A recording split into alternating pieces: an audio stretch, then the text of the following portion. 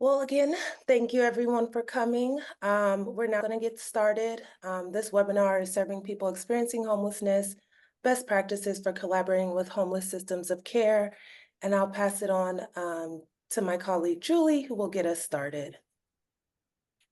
Good morning, everyone. Thank you again, as Sadaka said, for being here. Wanted to give you all a little bit of background about Homebase. We're a subject matter expert on homelessness and cross-system collaboration. We've been working with the California Department of Public Health over the last year or so, kind of focusing on the cross-sector of public health and homelessness.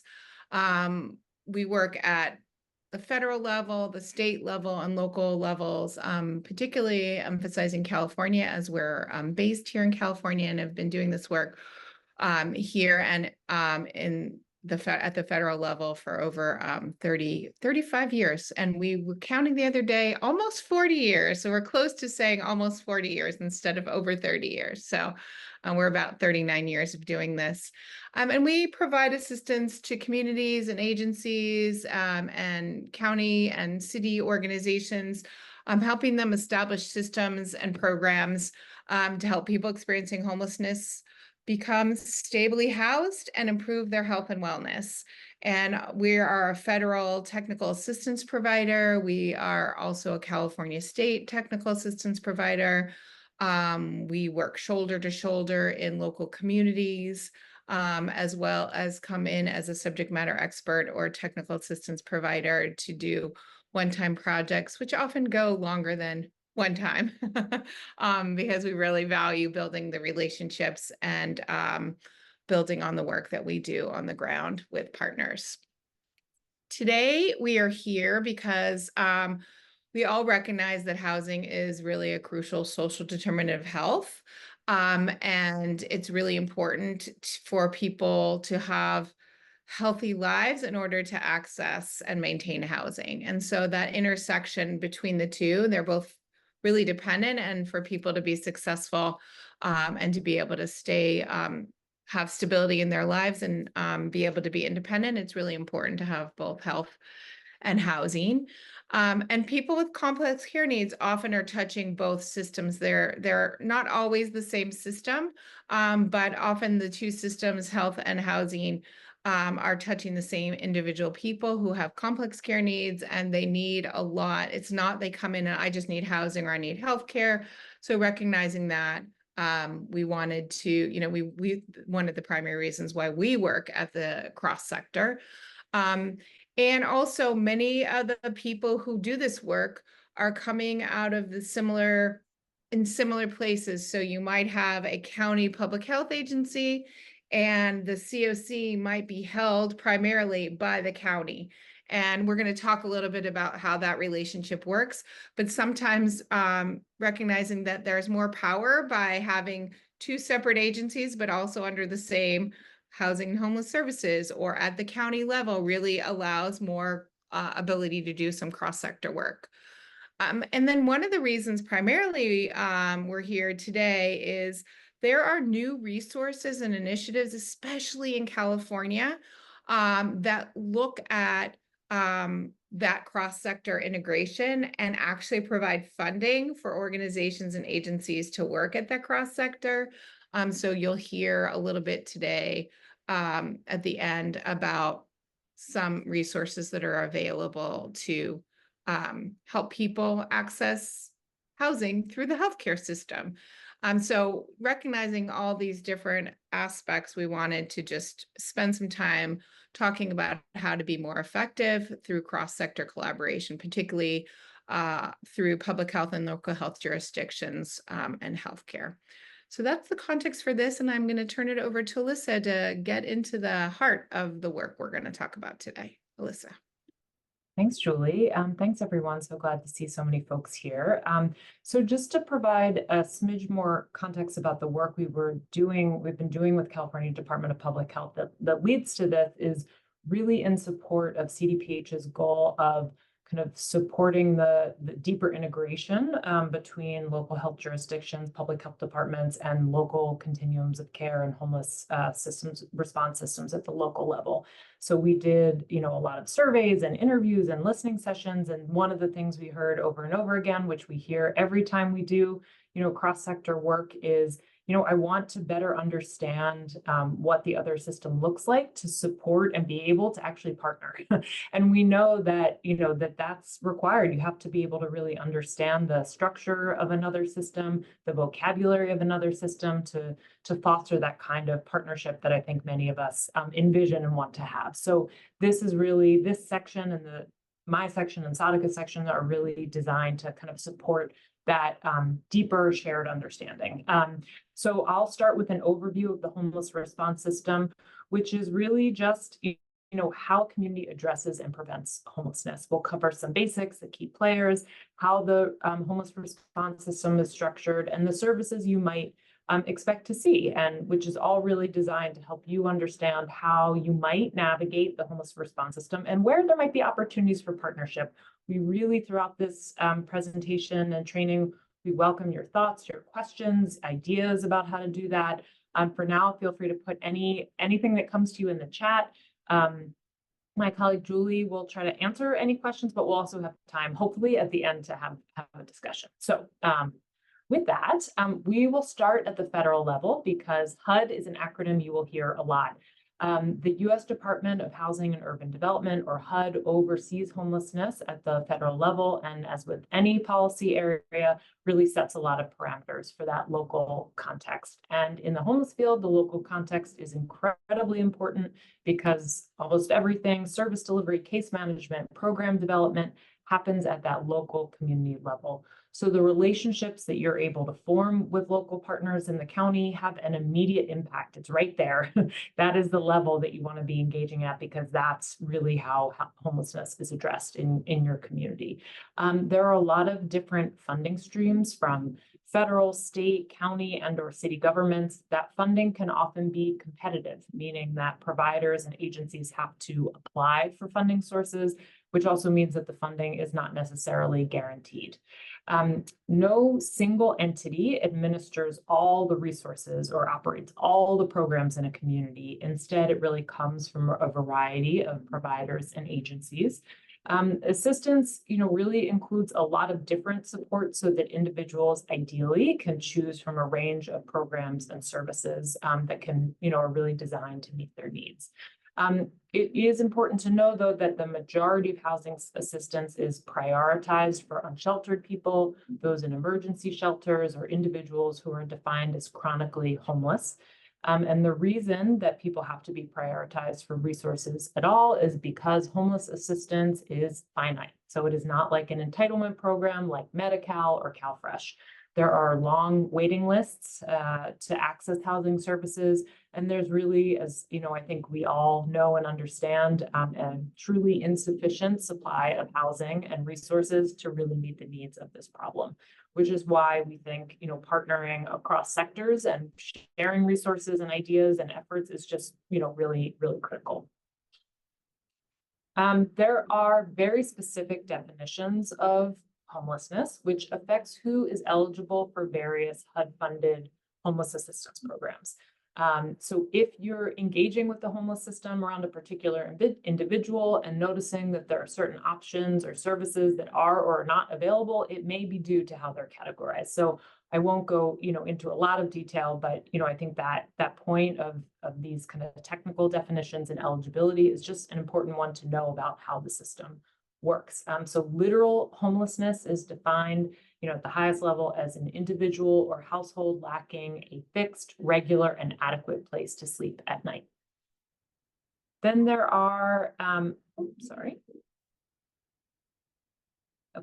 there are additional categories of homelessness, which include individuals or families who will imminently lose their primary nighttime residence and have nowhere else to go, and individuals or families fleeing domestic violence and have nowhere else to go. Again, I think the important thing to know is that homelessness is just defined differently by different agencies and statutes, which really dictates the kind of services they receive. So for example, the McKinney-Vento program, which is designed to support homeless youth in educational settings, includes households who are doubled up or couch surfing, but HUD's definition does not include those folks. So it just creates some disparities in the kind of services that might be available to people. So now we will turn to the continuum of care, also known as the COC. So some of you may be super familiar with your community COC, while others, this may be very new. As somebody myself who's still newer to this field, the COC still is mind-blowing to me. It is a very unique system, and there's always more to learn. So HUD requires communities to form a COC to address homelessness. It is not a single entity. It is not one legal entity. Instead, it is a group of organizations and agencies that come together regularly to discuss and plan their community's homeless response and coordinate those activities and resources in a community. It is a community collaborative rather than a government entity. So it is a very unique and flexible structure. Every area of the country is covered by a COC. It may represent one county, one city, multiple counties, or entire regions of a state. In California, there are 44 COCs, and there are 4 in LA, which is pretty amazing. We'll have some resources at the end, so you can sort of look that up if you're not already connected to your COC. Funding from HUD, you can see this sort of in the graphic on the screen. Funding from HUD passes through COCs rather than to COCs. So every year, COCs have to apply for funding through a competitive process, and each COC runs a local process to really determine community priorities and determine which organization should receive funding from HUD and for what. So then the funds come in and go to providers based on those local priorities, that performance, how they're doing as a region, and available federal funds. Lastly, the COC is responsible for developing certain processes like coordinated entry, which Sadaka will cover after this, or the point in time count. You may have heard of the PIT count, which is that annual count of all people experiencing homelessness in a region. It happens on a single night in winter and counts, people who are experiencing homelessness in both sheltered and unsheltered locations. Some of you may participate in your community's PIT count, and it's really a tremendous way for public health agencies to get involved in the COC.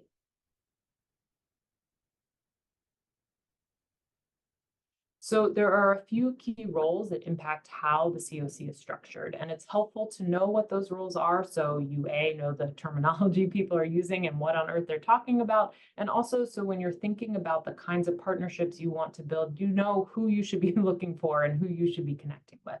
So first, the collaborative applicant. I just mentioned that COCs get their funding through an annual competitive process.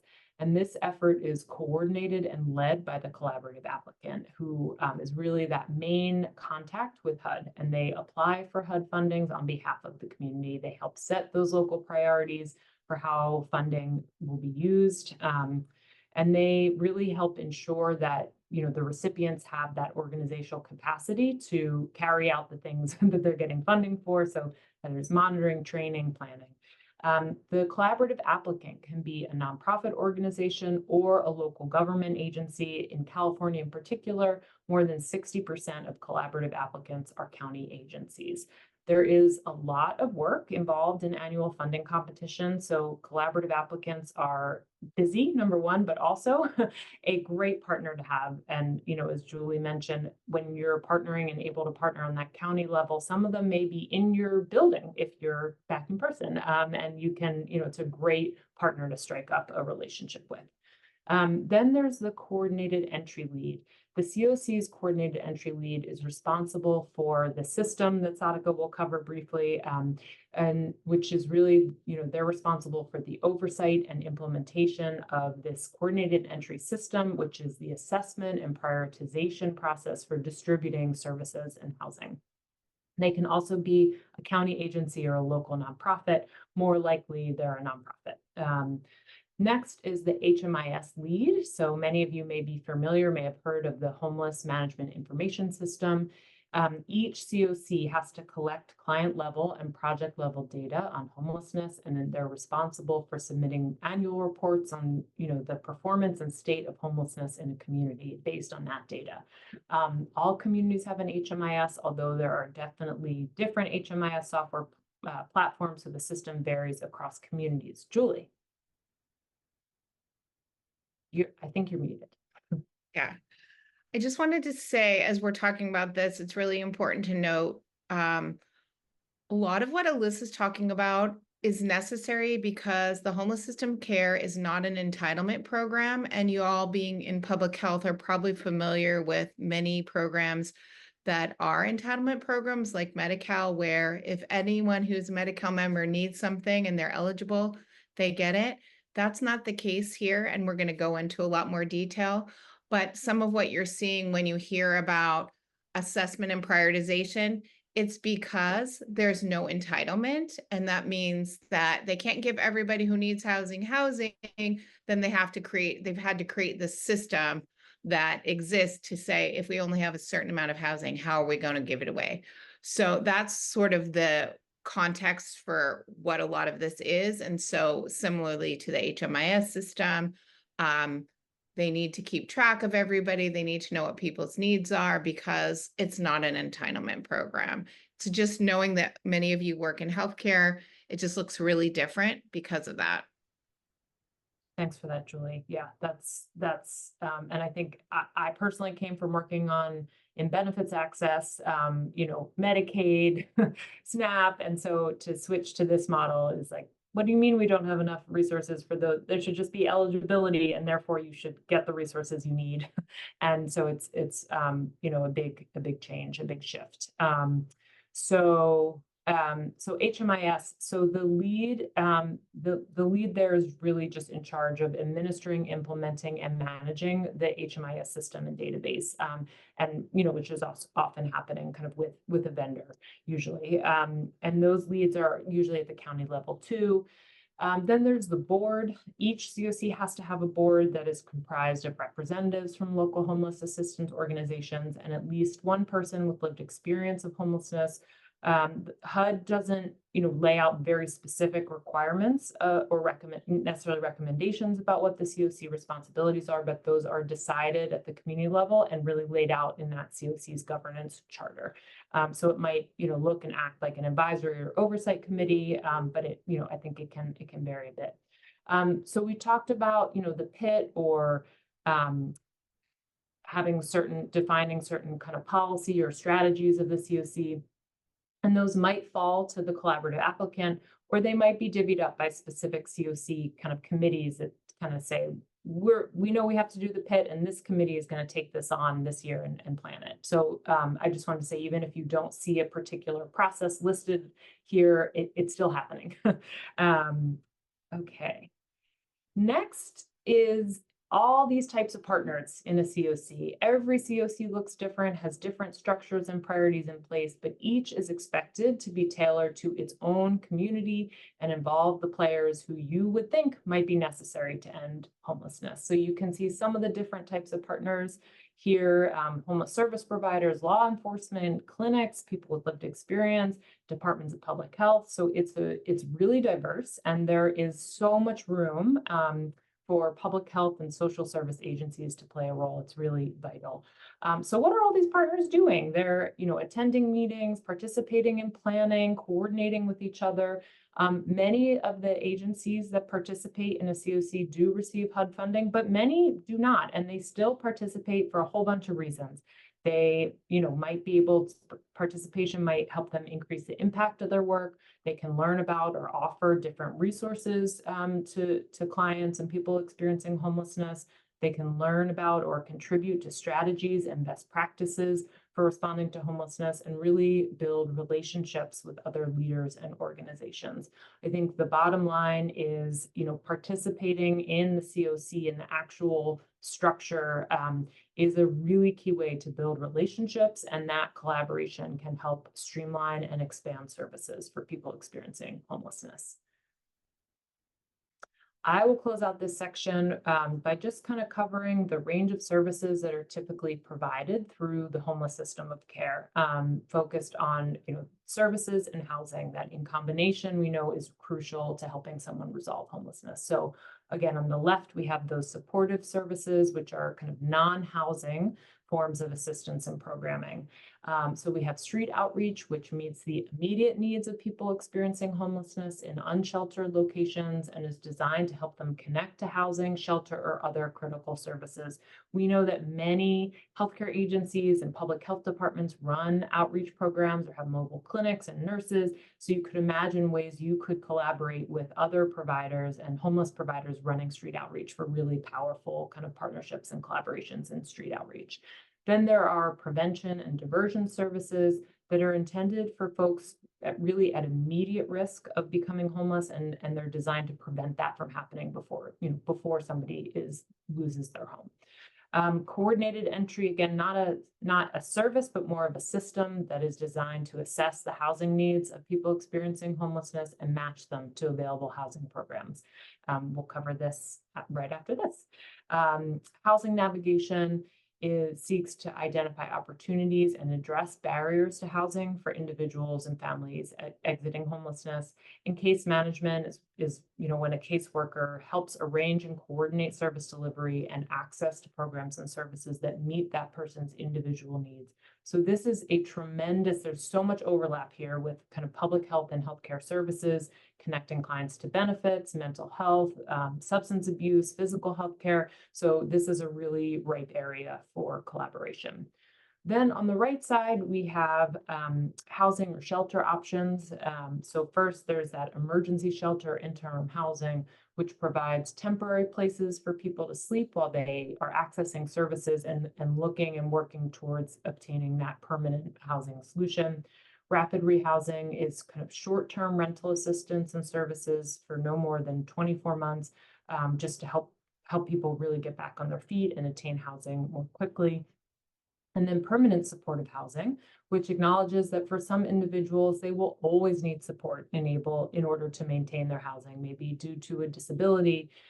So what's known as PSH provides that long-term leasing assistance as well as supportive services at the same time, on a kind of ongoing way.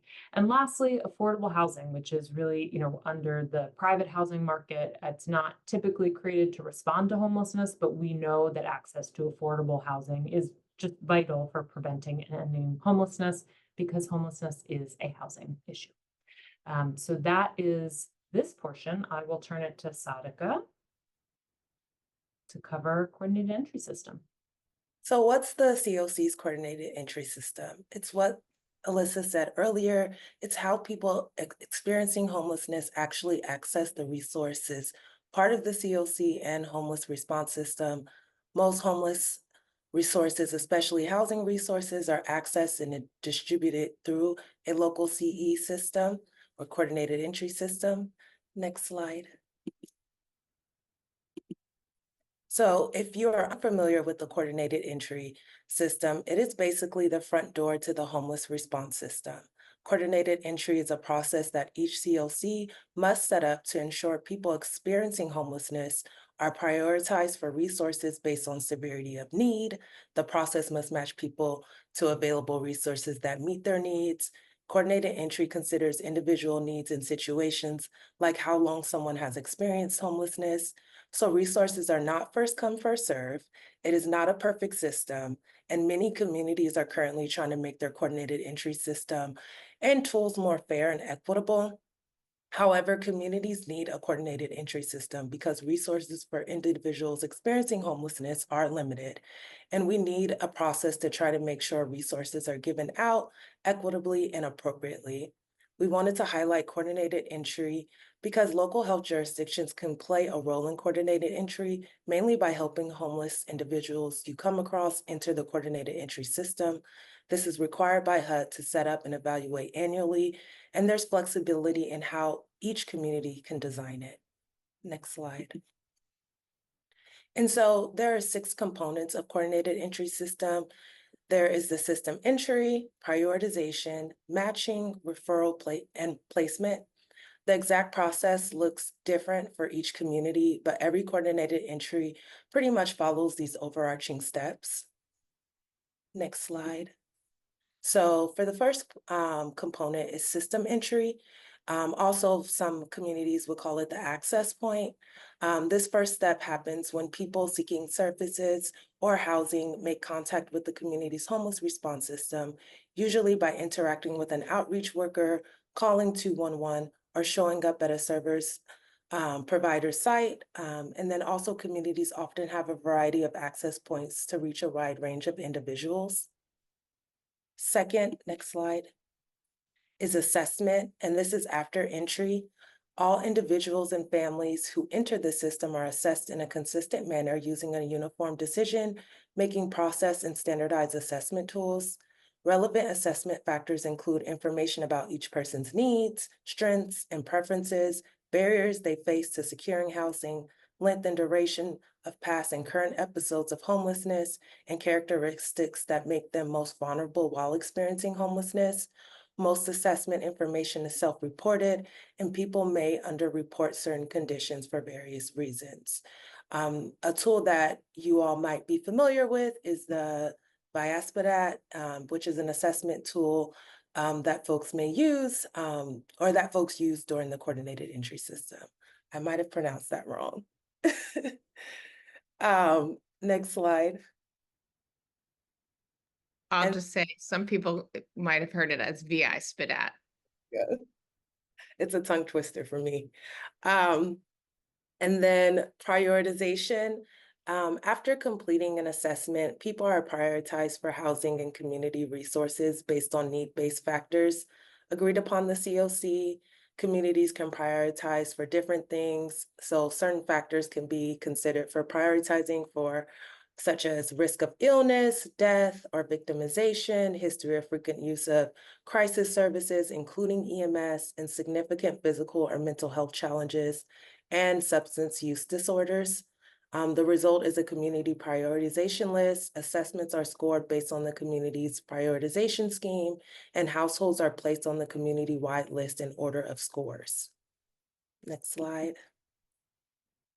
Then we have matching. As housing resources become available, people at the top of the community's priority list who are also eligible for housing program are given a choice to accept those resources for which they're eligible and which appear to meet their needs. What can be frustrating about coordinated entry is that it's difficult to predict when individuals on the prioritization list will obtain housing. It can be hard to predict when housing units will become available, and a person's placement on the prioritization list can change daily based on who's added to the list and who exits. Next slide. And then we have a referral process. So for referrals, people matched with the housing resources are referred to the program holding that resource, which requires communication between those who made the match decision, the person being matched, and the program providing the resource. Next slide. And then we have placement. Placement is the last step. And this is when people are placed in the program where they refer to and ultimately end up in housing. Placement usually entails ensuring the person is document ready and often requires the person, program, and other partners to work together to address various barriers to housing placement and stability. Next slide. And this is just an example of how some of your coordinated entry systems may look in your own communities. Not all coordinated entry systems will look like this, but this is the gist of some of the components that I went over just a second ago. Next slide. Sadaka, can we go back to that other slide? I just want to talk that through for a second. So this is the homeless system of care generally, and it kind of shows you where coordinated entry is.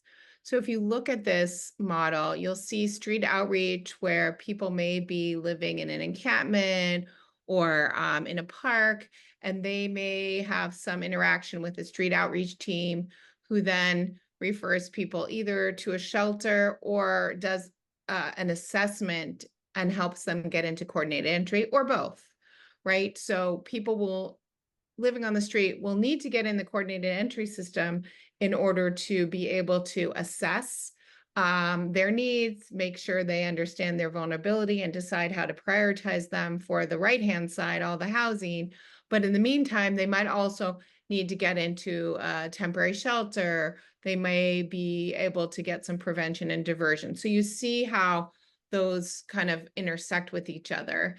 And then through the coordinated entry system or through the shelter or prevention and diversion, they may be referred for that short-term rapid rehousing that Alyssa spoke about, which goes up to 24 months. They may get into interim or transitional housing, with the goal on the right, the darker colors, is to get into some kind of long-term housing situation. So this is really like the overview of the homeless system of care, and you'll see how coordinated entry kind of anchors it all, because coordinated entry will help people. And to be honest, there's not enough shelter for people, or people don't have the trust in the system to move from the street. So sometimes people will go into the coordinated entry system and skip that red area and go straight to one of the purple or the blue, if they are able to leave the street. So they may not end up in a shelter or being able to be prevented or diverted from homelessness altogether, but they may be able to be found by street outreach once they know that they're eligible for rapid rehousing, and then get connected to rapid rehousing. So coordinated entry is really the way that all the different providers can keep track of where people are in the system, what people's needs are, what kind of services people are getting, and when there's ability for a new house to open up, either in a supportive housing unit, or there's a new voucher, or there's a rapid rehousing opportunity to be able to connect people to those services.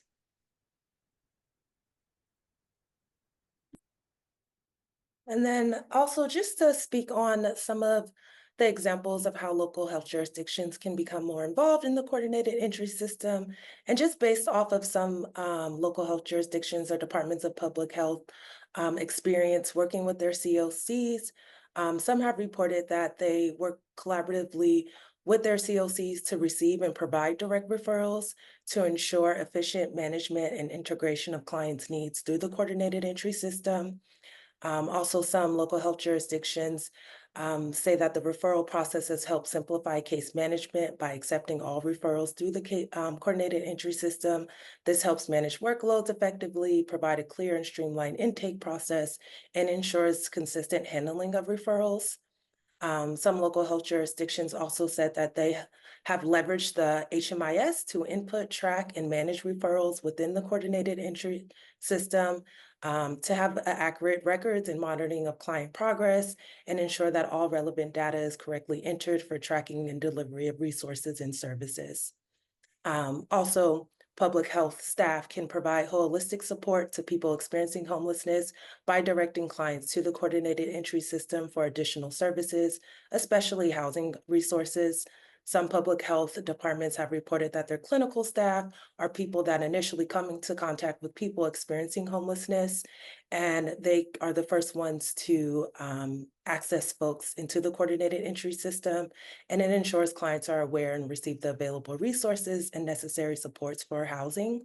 And last, collaborate with other homeless system providers to support client needs or provide updates. Some local health jurisdictions use HMIS to access critical data and place alerts to notify other providers about clients' needs, and facilitating coordinated care and preventing clients from falling through the cracks.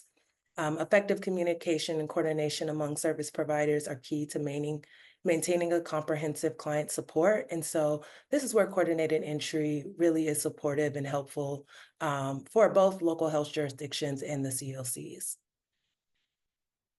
Next slide. We should stop for a second before we get into other resources and just like get the opportunity, because we've moved really, really fast. And just give some chance to ask some basic questions about both what Alyssa did and what Sadika did, sort of like the overview of the COC, if there's any questions about that. and then specific questions about how coordinated entry works. And then we can come back to this. I see a question from John. Each COC is different in terms of whether they charge organizations to be active members in the COC or not.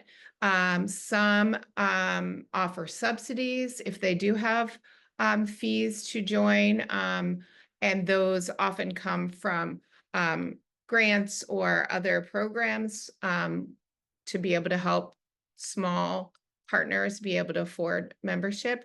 Some contract with HMIS vendors, and the price of the annual contract has financial built in for subsidized licenses or fully priced licenses for 50 users as part of the contract. So sometimes that's part of the vendor agreement, and the first 50 folks don't have to pay. So it really is in each community, whether how much it costs, what it costs. Often they do, like, depending on what your budget for your organization is, they have a sliding fee based on the size of the organization's budget, is usually how it works. Michelle. Yeah, I'm curious about that, that last side of examples of local health jurisdictions and coordinated entry. The second bullet there, simplify case management by accepting referrals through the CES. How would a public health department get a referral directly through coordinated entry? If you are a case managed provider for managed care plan, then you might be getting ECM, a referral from any of the homeless service providers. So if if you as public health are participating in case management that's broad, then that referral can come that way.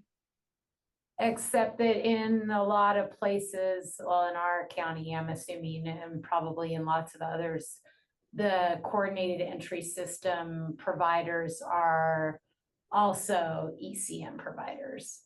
So that is dreamy, yes, and not always the case. So it really depends on what community you're in.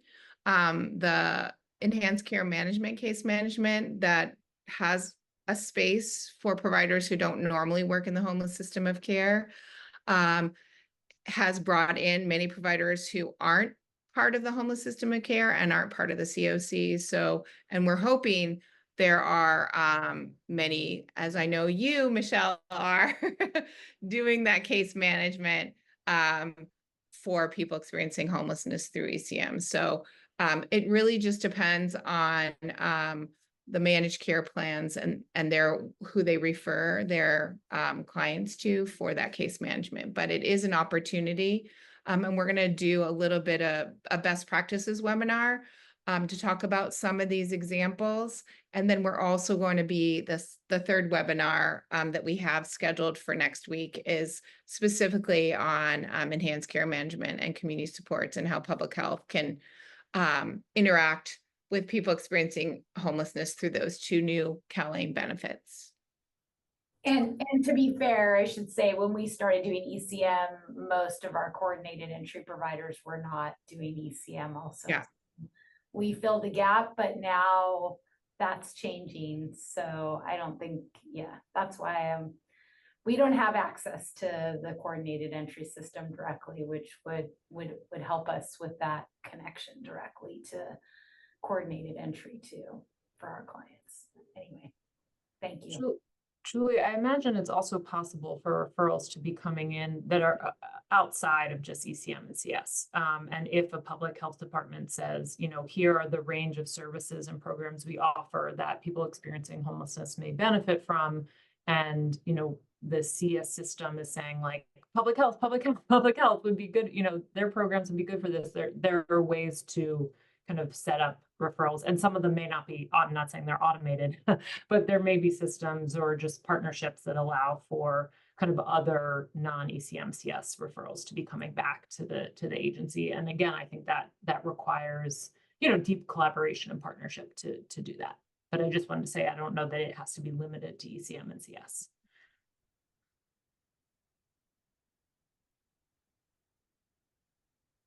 Alyssa and Sadika, do y'all want to take some questions that are in the chat? Reading through, these are great questions.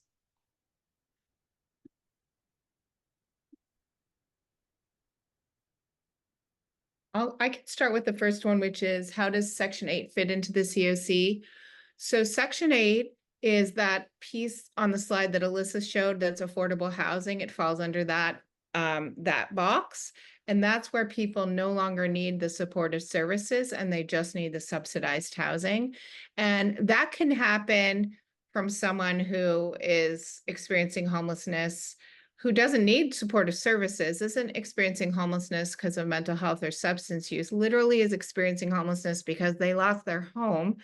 And they just need the subsidy. So when they're assessed for their needs, they would be assessed for their needs, and then they would get referrals. They would get on the wait list for Section 8. They would get help if they might need supportive services to help them get all their documents ready to be eligible for Section 8 housing or other housing choice vouchers, other programs that public housing authorities do. So that's one like direct route. There may be a route where people need some supportive services for some time, but they don't need them long term. Maybe they lost their job, so they need some supportive services. They enter up into rapid rehousing. And while they're in those maybe 18 months, they find a job, they get a job, and they're able to transition without needing the supportive services, where they only need the subsidy. They have a low paying job, so they still need the subsidy component. And so their case manager in rapid rehousing may help them apply for a housing choice voucher and to convert their subsidy that they get from rapid rehousing to a housing choice voucher. And they may never need to leave that spot. It may be a private landlord and they don't need to leave and they can just switch over to a housing choice voucher. And then there may be people in permanent supportive housing who were placed in permanent supportive housing because they were thought to need long-term supportive services, but maybe they got therapy and they got sober and the supportive services that they needed when they first started there were no longer needed anymore, and they just need a subsidy for housing, and they will transition out of permanent supportive housing to a housing choice voucher or other kind of public housing, affordable housing opportunity. So there are lots of ways that, starting as temporary or even those in permanent can transition more into more of some of those affordable housing programs. Julie, I'd love to hear your answer to this excellent question. Do clients tend to know if they've been assessed for CES? It sounds a bit complicated and that they may have to interact with multiple providers.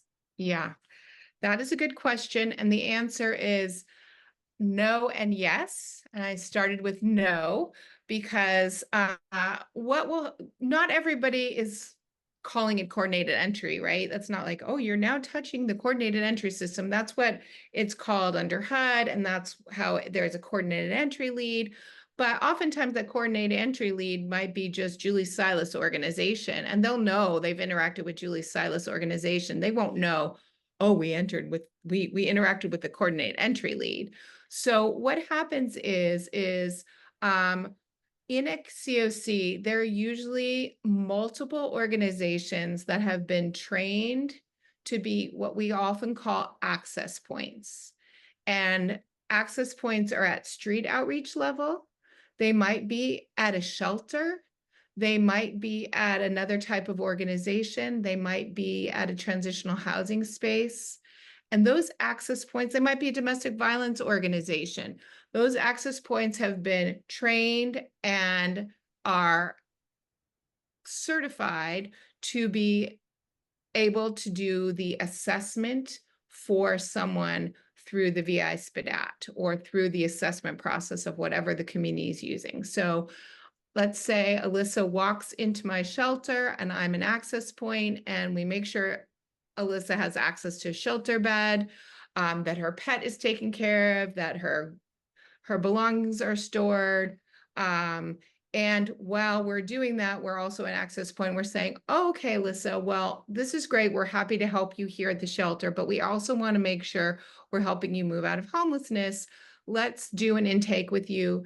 And then assuming that the intake leads to that this person, that Alyssa is not eligible for prevention or diversion, and that Alyssa really has no house, no other resources. There's no landlord to negotiate with. There's no family member that you can help mediate to take Alyssa in before she actually gets entered into the homeless system. Then they will also have the skill set and the ability to assess and ask her a series of questions to understand what her history in homelessness is, if she has any disabilities or other factors that are influencing her ability to be able to land in housing on her own, help identify the kind of resources that she might need, what kind of supportive services she might need. And then they will, based on those answers, each COC has a different set of an assessment criteria and what they prioritize. She will then be ranked based on all her needs for priority for housing. And she will also get some of the service that she needs. If she needs help getting her documentation so she's ready to move in housing, they will refer her. Now, maybe the shelter provides that, or maybe some other organization in the COC will be working with her to get her document ready, or be working with her to find a job training program, or be working with her to develop some financial life skills. Whatever she needs, it may not be the access point that provides those services, but it also may be that access point also has those services that they can do. That can happen at street outreach. Often street outreach providers are access points. So there are a number of different organizations in each COC who are an access point who make and do those assessments. So the client will know, maybe they'll know I've been assessed, or I've done an intake. I've worked with my shelter to understand what my needs are, and I'm on a prioritization list. One thing I want to add, Homebase does a lot of works with communities on their CES system and helps kind of evaluate it and, you know, provide recommendations. And one of the things we've seen is that some people might be assessed, but they don't necessarily know the importance of the assessment, or what, you know, that it is this entry point to kind of being prioritized and matching them to services. And so sometimes the recommendation is like clients need to really better understand what CES is and what that assessment is, so that when they start that process, they really understand kind of why they're being asked these questions and sort of the implication of kind of the answers that they're giving. So I think I just wanted to add that because I think it gets to your question about if clients tend to know that they've been assessed for CES. It's like, if you don't really know what the coordinated entry system is, then that can, you know, just change what it means to be assessed. The other thing that you might often hear is about something called a by name list. And each COC organizes that differently based on their priorities and where that sits. So some COCs have their by name list integrated into the HMIS. So basically everybody's ranked by their priorities, they're given a number, and then when it's time to call, they go into HMIS to see who's the next on the top list. For someone with a disability who has red hair, who lives in Frankfurt, right? Like because that's what the bed opening is for someone who has red hair, who has a disability and lives in Frankfurt. So they'll go on the list, starting at the top, looking for the first person with red hair with a disability who lives in Frankfurt, right? So that list often is part of HMIS, but some COCs keep that by name list outside of HMIS, even though they have the assessment and the prioritization information in HMIS. So you might hear your partners at the local level more focus on the by name list for if you have a client and you're wondering when they're housing, let me look up them on the by name list. So that's just a word and a phrase you want to keep familiar with. I wanted to touch on there's a really great back and forth about, you know, the county mental health side, the public health side, the behavioral health side. And I just wanted to sit back and name something that many of you are probably much more aware of than us, which is, the way that a local health jurisdiction or a public health department looks is really different across every single county. So sometimes there's, one kind of like super agency that includes, kind of healthcare, public health, behavioral health. Maybe the COC is housed within that agency. Sometimes there might be an independent standalone public health agency that is tackling a lot of, doing a lot of partnership with the homeless system of care. Sometimes the behavioral health agency is really involved in the homeless system of care, and sometimes it's not at all. So I just wanted to say that because there is no, there's no one way that public health and local health jurisdictions sort of look across the state of California.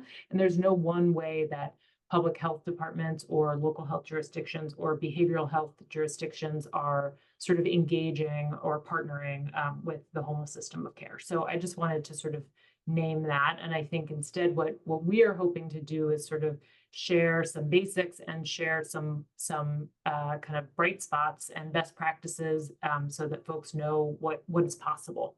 So just wanted to add that. Yeah, and also to kind of continue on with that, from Michelle started this in the chat, but the Department of Behavioral Health has always had, not always had, but in California, we have the Mental Health Services Act. The Mental Health Services Act has a program called No Place Like Home, which is a program specifically focused on helping people with behavioral health issues who are homeless access housing, and it has dedicated housing, permanent housing for people with behavioral health issues. And that's been around for a while. And more recently, there is through CalAIM, there's this new program, which is transitional housing. They're calling it bridge housing, and it's called Behavioral Health Bridge Housing. And that is a program that behavioral health departments have had the option to apply for state funding to be able to create additional permanent housing, well, actually bridge housing, transitioning to permanent housing for people with behavioral health issues. So if you're working this is in the last 2 years, so most of them are just coming online in the next 12 months. They have been working on them. They're in round 3 funding for it, and they've had each stage of funding has built a system for behavioral health. To participate in behavioral health bridge housing, they have to participate in HMIS. And so a lot of behavioral health departments who haven't been part of HMIS will have to be part of HMIS, and you'll be starting to see more and more of that, where behavioral health is learning how to integrate into HMIS.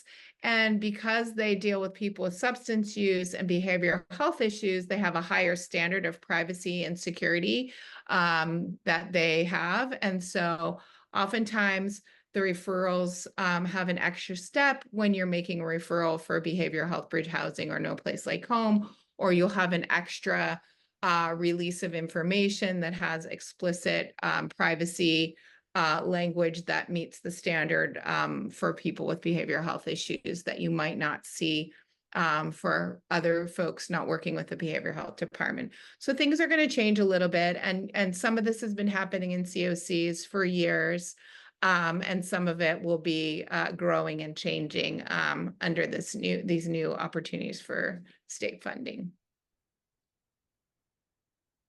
I saw another question about access to permanent supportive housing for people who don't have documentation, but who are experiencing homelessness. And it's a little bit of a foggy area in a good way, and also foggy area, and there's no clear answer, in that there's no requirement that you assert that someone proves their documented status, but HUD does not allow you to house people in permanent supportive housing who are not documented. So it's kind of ambiguous, and it's unlike other programs where there's an outright prohibition and you have to have documentation and proof of someone's legal status. So I'll just leave it at that.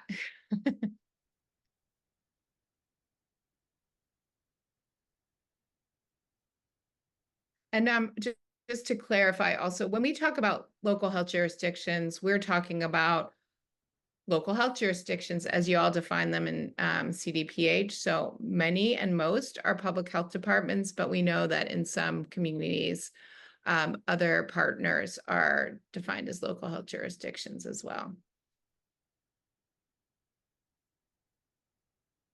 Any other questions?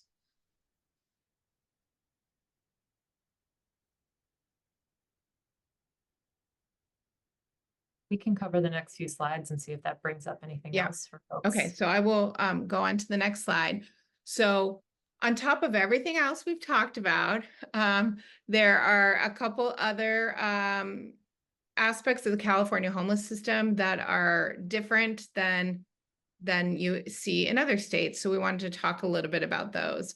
So we have the California Interagency Council on Homelessness, which oversees Housing First guidelines. And Housing First is a concept that is a way to address homelessness, to say, you can't, it's hard to become sober. It's hard to deal with the mental health issues.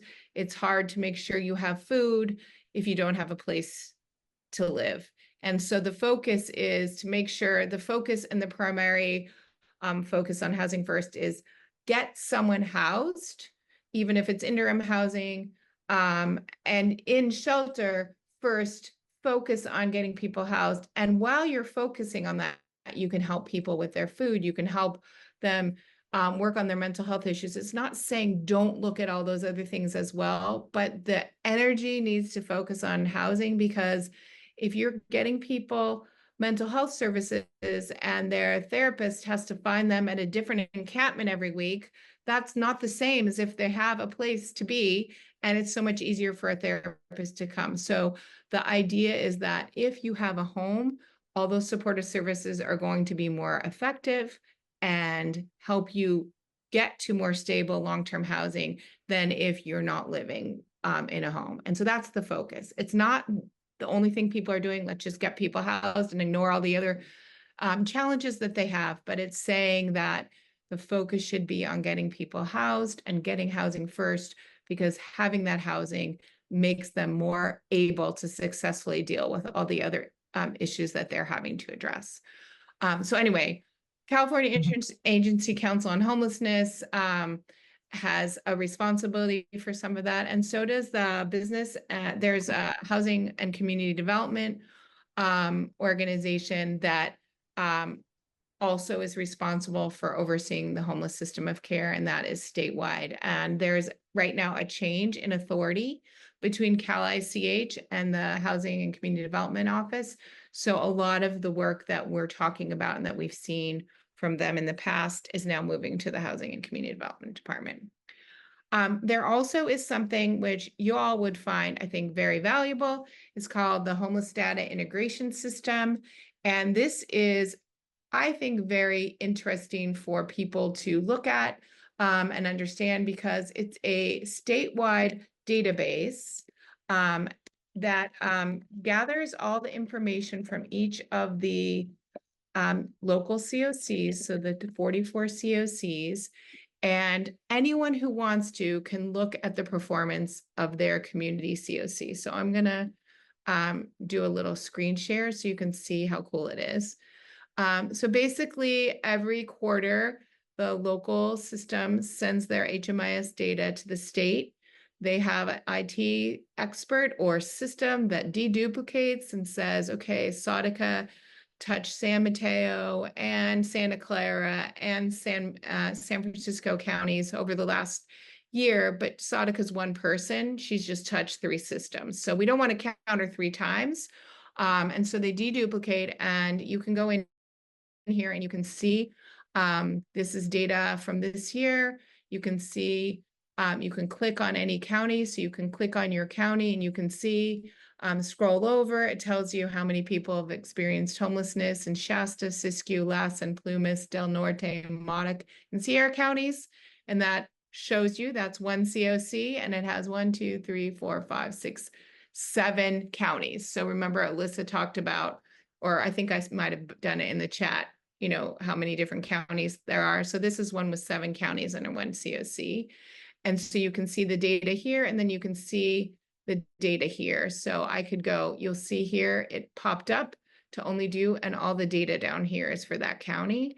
And then you can also look at the race and ethnicity of that county. So let's go in there. I think it was Siskiyou first, right? Oh, there we go, Shasta first. And so there's your data about race and ethnicity, if you want to look at that as well. So it's really interesting and helpful to kind of look at. You can click on any county and get the data. So this is for Fresno and Madera County, 4,224 folks, 1,245 of them are children, have families with children, 379 are young adults who aren't part of a family group. And then you can go down here and do the same thing.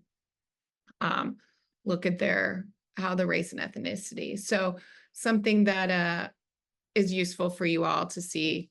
Thank you for letting me share that. And then the other really beneficial thing in California that was on that slide is the Department of Healthcare Services. We've kind of hinted around it a little bit today. But the Department of Healthcare Services has this new CalAIM initiative. And one of the central aspects of that CalAIM initiative is dealing with incorporating housing-related services into healthcare. And what that means is there are programs that offer housing navigation, that provide supportive services to people who are housing, even pay for someone's housing deposit or short-term shelter through the Medi-Cal program. And it's pretty tremendous because, as we've said a few times in this call, homelessness, you might have to wait because it's not an entitlement program. You might need case management, but there may not be enough case managers. You might need help figuring out your documentation. There might not be enough staff to help you navigate that. You might need help finding a home that you're ready to be housed, but you don't know where to start and you need help seeing what's available. And there's not enough staff to do that in the homeless system because it's a finite system with finite resources. But if you're a Medi-Cal member and you're eligible for any of those services through Medi-Cal, it's an entitlement program, which means you get that service if you're eligible. You don't have to get on a waiting list. So this are important, huge, big change in the system here in California, leveraging healthcare dollars, which are hugely important because there's only a finite number of resources in housing, but also people are entitled to those benefits if they're eligible, if there's a medical necessity and the standards that Medi-Cal puts in. But if they are, regardless if there's enough resources, they're eligible and they should get those resources. So it incentivizes managed care plans to make sure they have enough providers available and are paying providers to provide these services because they're entitled to them if they're eligible. Okay. I just wanted to add that Sadaka will cover our 2 upcoming trainings, but we're going to go really deep on these topics at one of those 2 trainings. So if you want to learn more about that, you are in luck. So we just want to close by sharing a couple of resources, and we'll plan to send out these slides, and we can probably put all this once I stop sharing my screen in the chat so you have access to this. But just a few resources for you to keep learning and keep digging in. So links to some of the things we already shared. So CalICH, HGIS, and then some home-based tools in particular. So we've created tools on supporting people experiencing homelessness with renewing their Medi-Cal through kind of the great, what's known as the great unwinding. We have a terrific resource, Homelessness Response 101, that's really kind of breaks down a lot of what we covered today. Some CalAIM basics, just our website, and our information, so you can contact us with additional questions. And then there are resources for you to think about, who and how you want to engage on the local level. So links to the local continuum of care, ESG program, which is another HUD funding stream, the public housing authorities. There's a program through federal government helping through SSI and SSDI, focused on outreach, access, and recovery, the SOAR program, which I believe, Julie, you'll correct me if I'm wrong, is focused on substance abuse specifically.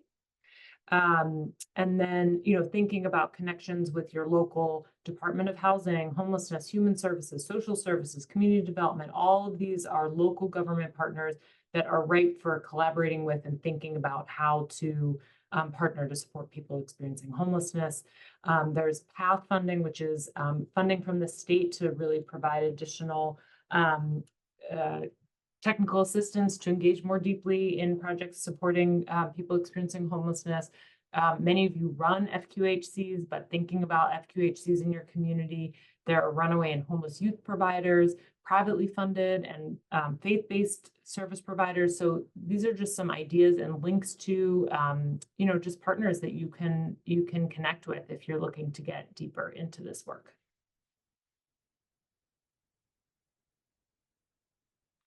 Okay, Sadaka. And then we have two more upcoming webinars happening this month. The first one is going to be on cross-sector collaboration, best practices between departments of public health and homeless systems of care. And here you'll hear from 6 different departments of public health from Los Angeles, Sacramento, Tulare, Madera, San Luis Obispo, and San Francisco counties. And they'll share their work around the cross-sector of public health and homelessness. You'll learn about strategies for overcoming common barriers, challenges, and opportunities, and deepening local partnerships and cross-sector approaches to improve outcomes for people experiencing homelessness. And so it should be a really exciting webinar, and you can hear from your peers on some of the work that they do. And then the last webinar will be an overview of enhanced care management and community support for local health jurisdictions, where you can discover how new Medi-Cal benefits can provide comprehensive care coordination and housing-related services to Medi-Cal members with complex health needs, and especially people experiencing homelessness. And so it's a good way to go deeper dive on some of the questions you all asked earlier and some of the points that Alyssa and Julie pointed out earlier in the presentation.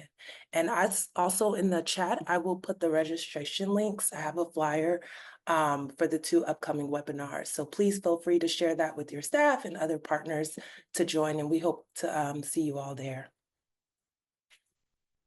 Yeah, and I want to put a plug in for that one on next week on Monday. We've been interviewing a lot of public health departments, and I just want to say, like, there are some really great things happening at the local level, and that is what we're hosting next week, is those local providers talking about what they've been doing at the cross-sector of homelessness and public health. And it's a variety of different models that they've all been doing. And it's going to be really exciting because you can hear from us who work on homelessness about what you can do, but what you're going to hear next week is what public health departments have done. And it's inspiring, and we know that they're doable because they're doing it. So just really encourage you to come get ideas about some of the things that are happening at a small level or at a big level. But I think it's going to be really helpful and motivating. So if you share the information with others and encourage your colleagues to come.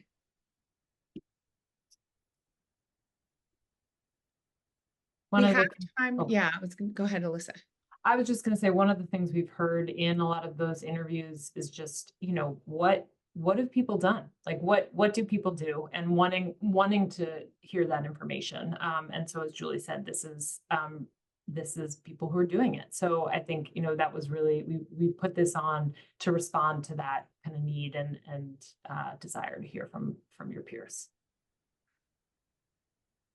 We also know this stuff is not easy. And as I think Alyssa said in the very beginning, like, this is something that we've never seen. Both of us have worked in public benefits, and we've had a lot of similar experiences.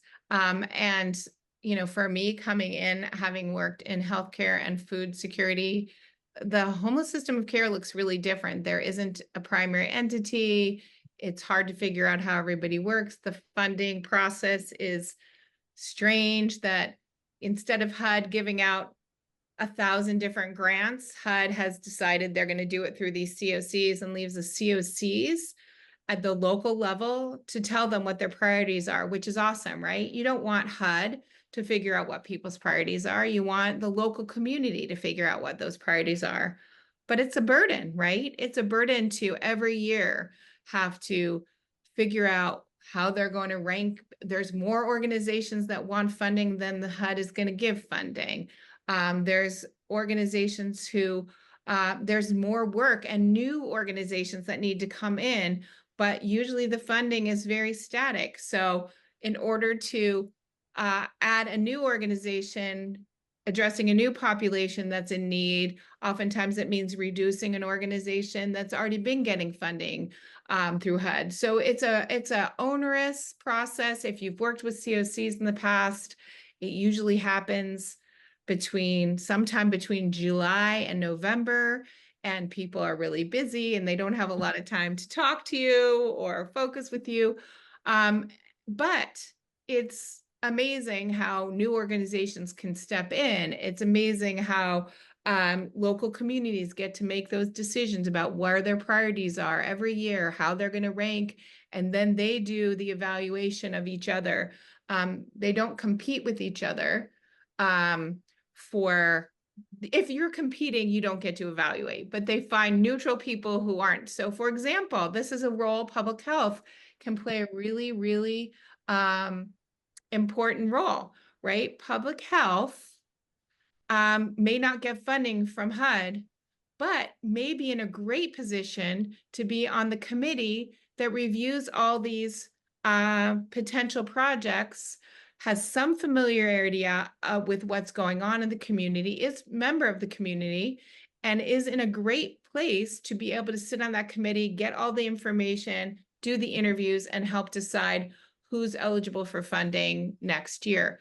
Every year, the COC has a really hard time getting people who don't have an interest and who aren't competing for that funding, but who have some familiarity with the community to be able to help decide how to prioritize those funding. So that's an area where public health staff can really play an important role. You don't have to have experience. There's trainings that they provide, the community provides you, but that can be really, really helpful. We know we threw a lot at everyone. Just curious, as you're sort of absorbing this, what questions you have? Oh, great, Annie. Oh, hi. I just wrote it in the chat. You were talking about meetings or gathering information from the county services, but I'm wondering about you interviewing shelters that have huge integrative models with other collaborative services. So personally, I'm with an FQHC, and I run a shelter-based care. So we have a lot of cross collaboration, which really rounds out the whole person picture. And I know there's other places in California that do the same thing, but I think it's also good to hear their voices. So just wanted to mention that. Yes, in our best practices next week, we have one of the public health departments who does a lot of staffing of shelters and public housing with their public health services. So we definitely love when that happens, and that's one of our models for best practices. So it's awesome to hear that you're also doing it. Yeah, but it's not directly with our public health entity. We just collaborate with them around certain programs and issues. So yeah, it's a little bit more external to public health. So thanks. For sharing that. thank you. Any other questions, including like, I know you just said this, but what is the COC again? Like, that's okay. That's allowed. So any questions that come to mind for folks?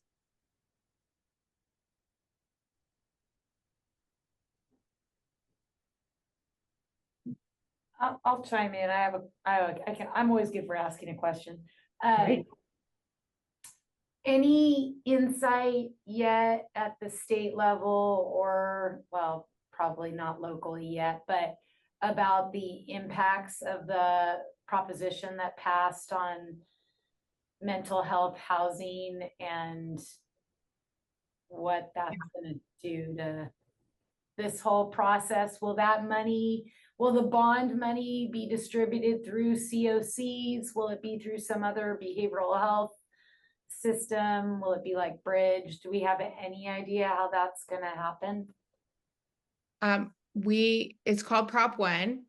Yeah. And right now it seems to be coming through behavioral health and DHCS, not through COCs. And I think that will probably be the case, but they're just in the infancy of figuring out what that looks like. And hopefully it will be in collaboration with the folks who have expertise on homelessness. And do we know what the proportion, how that money will be distributed? I know there's been a lot of concern about the impacts of Prop 1 on HMSA in our county, because it's gonna reduce some of the, because that MHSA allocation is gonna go down. Are they gonna make counties whole that have lost money, or? I don't know the answer to that. We have another team and they're doing an internal presentation for us next week. So Michelle, you have our contact info. So feel free to reach out when we have to go through our own training to hear that from our other teammates. But in about a week or two, we should know the answer, or at least some of the answers to those detailed questions, insofar as they know them yet. And everyone, Alyssa put in our email, which is healthcare@homebasedccc.org. So anyone is welcome to send there, but if you don't have our email.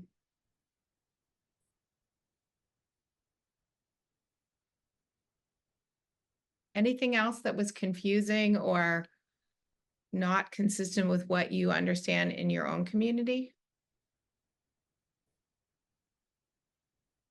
I think the COC is sometimes, what's been confusing to me is that the term COC is sometimes used interchangeably with, or it feels like it is interchangeably with the HMIS and coordinated entry systems. And it's like something that providers coordinate with the COC. But in my experience, the COC is more of a policy-making funding decision body, and not really like an entity that you coordinate with in order to provide services. I don't know if you can comment on that, or if that's unusual. Yeah, I think it's sort of a hybrid of what you're talking about. So in some cases, and this is, I think, kind of in the beginning of what Alyssa was talking about, a county entity may be the collaborative entity. So they're applying to HUD and they're running the system every year about who's competing for money, and then making the recommendations to HUD. That county entity might also be the coordinated entry lead. And that county entity might also run their coordinated entry system. So that's the case in Alameda County, for example. That's the case in Santa Clara County. Then you might also have the HMIS lead, who oversees the vendor who runs the HMIS system, who stands up the technology for the HMIS system and makes sure that's working. And the county might also be the HMIS lead. So it is sometimes hard to separate them out when you're working in a community where the lead entity is all a county, and then you think the county is the COC.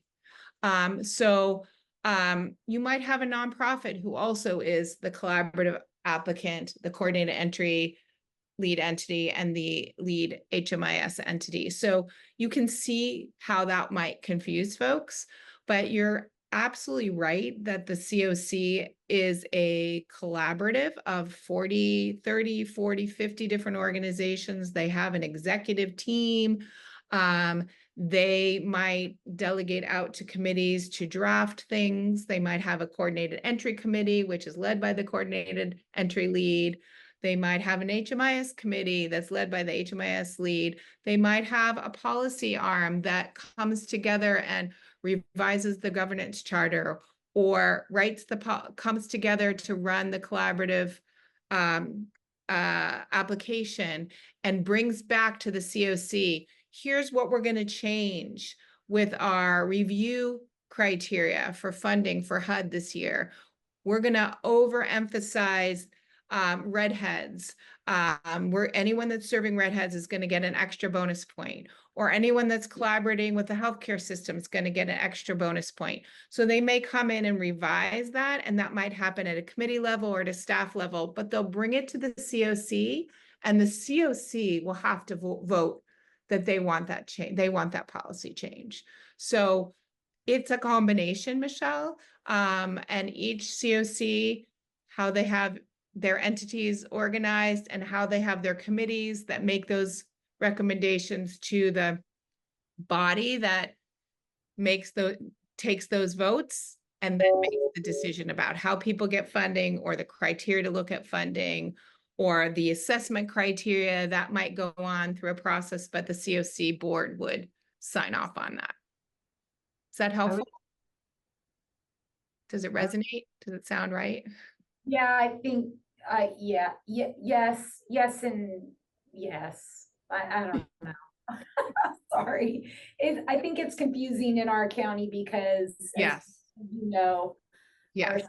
CC is led by the county. Our HMIS system is housed in the county, but our coordinated entry system Yeah. else, and they're part of the COC, the entity that runs coordinated entry, but it's just, that makes it a little less clean, I think. Yeah. And that's more likely the way it is. And the reason why coordinated entry is often by a different provider than a county is it's usually frontline folks who run that. It's an organization that probably has a street outreach team. It's an organization that probably is also an access point. And they're also coordinating all of that because they have more familiarity, and they have more intimacy in terms of what it means on the day-to-day work. And so you will often find the collaborative applicant and the HMIS leader with the county, and then you'll have one of the frontline bigger organizations that's doing work, direct service provider that's coordinating the coordinated entry system.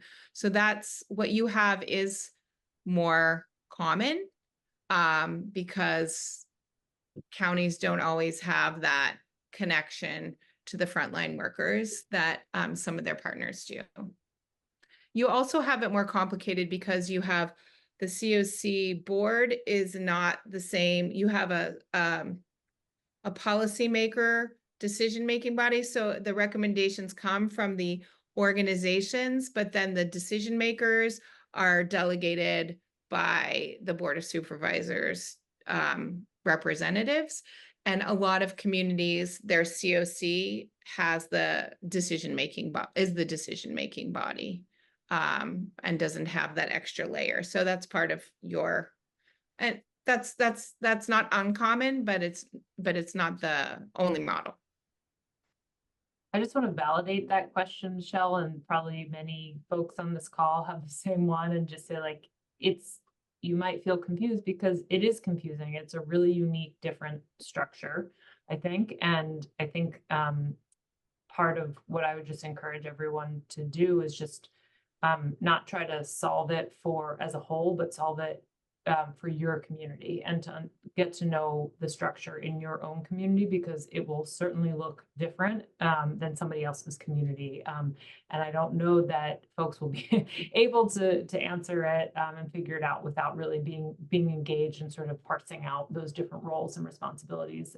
So I just wanted to say, like, I think it is a confusing system, and can be hard sometimes to parse out, like, who makes what decisions and where does that live, and how does that relate to the county government and different roles? So just really validating that question. And one last, I don't want to cut anybody else off if they have questions, or everybody's being kind of quiet, so I'll just take up a little more space. Is it common for, or even possible for, coordinated entry processes to run through HMIS? They are run through HMIS. They are, okay. Yes. So that HMIS is basically created to support coordinated entry. Okay. And so what happens is, when we talk about prevention and diversion, basically what you're saying is, can we prevent this person from being entered into HMIS or coordinated entry? Literally officially becoming part of the homeless system of care, needing the assessment, getting the priority, getting the services. Can we help them keep their housing? Or maybe they're in a shelter, but they haven't been assessed yet. Can we help them talk to their mom, and their mom might, with some mediation, take them back in the home, and they never entered in the system. So the coordinated entry system is really where the assessment and prioritization gets entered in, where the person lives, what their name is, who's in their household, how old they are, what their race and ethnicity is, what their needs are. And then when they get assessed, their assessment score goes in there. When they get services, they're tracked through what services there are. Sometimes the coordinated entry system will also have a by name list that's kept outside, so it's a little bit easier for everybody else to see. And then it's just like a simple way, because the HMIS is so huge with so much data and a lot of repetition and people coming and going. But HMIS is what data is used to report up to HUD. But they also might have this by name list separately to just track, hey, we have a house, we have a unit available, we need a redhead in Frankfurt who's disabled, find the first person. And it's just easier sometimes for them to do. So the by name list may be where they pull folks from, and that may come from HMIS, or they might have that in addition to what they have in HMIS. But HMIS is the support, the anchor to see. That, or whatever it's called, that the assessment that's done with people to get into coordinated entry lives in HMIS usually. The actual assessment doesn't, but their assessment score does, yes. Okay, thank you. Yeah, so if you are working with someone and you want to know what their assessment score was, you could call your COC, and if they're able to share information, there's some kind of data sharing, or you're part of the COC, you can say, hey, I'm working with Julie. I have resources to help her, but I'm not sure what her needs are. Can you tell me what her assessment is? You have the agreement already in place to share data, and they can tell you Julie's scored on the scale of 15, Julie scores an 8, and you'll know I'm probably going to be on the waiting list for a long time, because there's a lot of people who are scoring in the 12 to 15 range. And so you might need to be able to provide more help. That could be a really good way to help understand. You can call your COC partner and find out if the person you're working with is even in the CE system. Maybe you need to get them assessed and you don't know, because they don't know what coordinated entry is. They don't know if they've been assessed or not. If you have a relationship, you could call your COC and say, I'm working with Julie Silas. Can you tell me if she's in the system already? If you're a member of HMIS, you can literally look me up and you can find if I'm already in the system. And if not, you can refer me to get an assessment. I think I just want to validate too what was said earlier about clients not knowing whether or not they've been assessed. A lot of times they don't know.